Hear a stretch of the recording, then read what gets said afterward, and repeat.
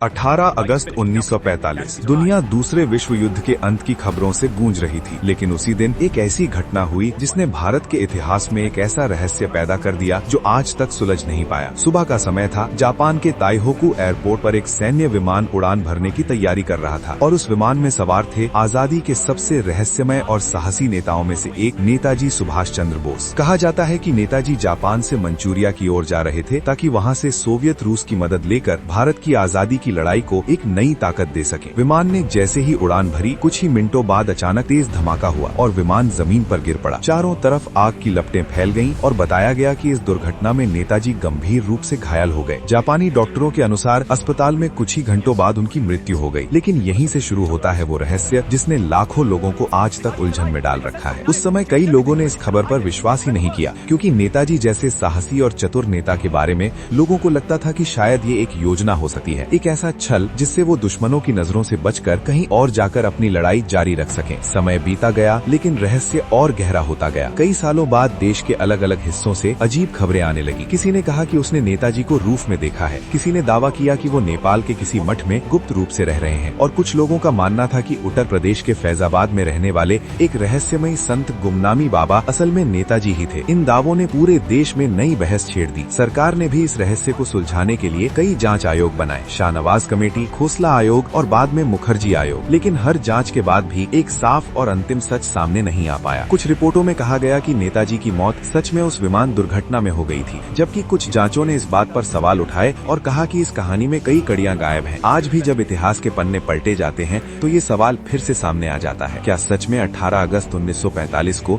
नेताजी की मौत हो गई थी, या फिर वो कहीं गुप्त रूप से जिंदा रहे और दुनिया की नजरों से दूर अपनी आखिरी जिंदगी बिताई। ये रहस्य आज भी भारत के इतिहास के सबसे बड़े अनसुलझे सवालों में से एक है, और शायद यही वजह है कि नेताजी सुभाष चंद्र बोस की कहानी सिर्फ एक स्वतंत्रता सेनानी की कहानी नहीं, बल्कि एक ऐसे रहस्य की कहानी बन चुकी है जो हर पीढ़ी को सोचने पर मजबूर कर देता है। क्या सच कभी पूरी तरह सामने आ पाएगा, या नेताजी का ये रहस्य हमेशा इतिहास की धुंध में छिपा ही रहेगा?